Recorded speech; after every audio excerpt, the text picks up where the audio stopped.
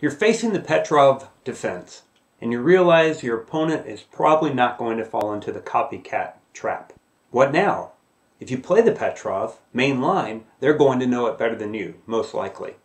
So here's a side gambit that you can play. It's called the Boden-Kieseritzky Gambit, and it's named after two players from the 1800s. And it is that romantic style of sacrificial chess with an all-out attack, and I think you're going to like it.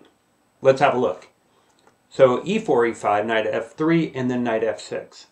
They're attacking your pawn. So instead of capturing at e5, as in the copycat defense, we're going to play bishop to c4 and let them take our e-pawn. So our opponent gobbles it up, and now knight c3, which is counterintuitive. That means it's going against what we usually know in chess, right? You don't trade when you're behind, and now we're behind by a pawn.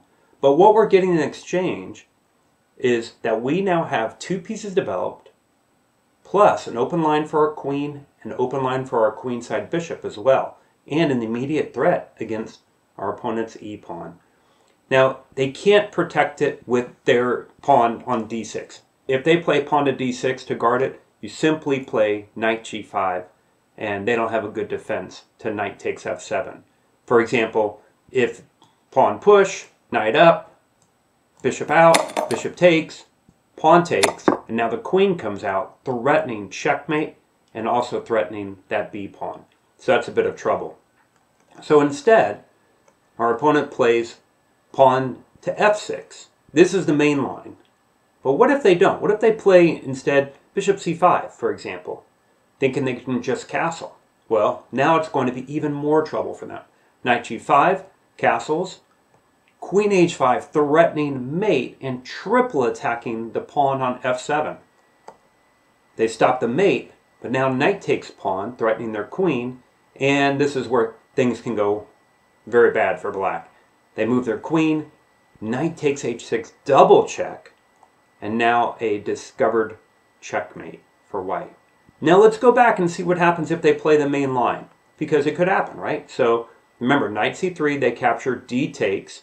So now your opponent plays pawn to f6. And the idea is it stops your knight from coming to g5 and at the same time guards the e-pawn.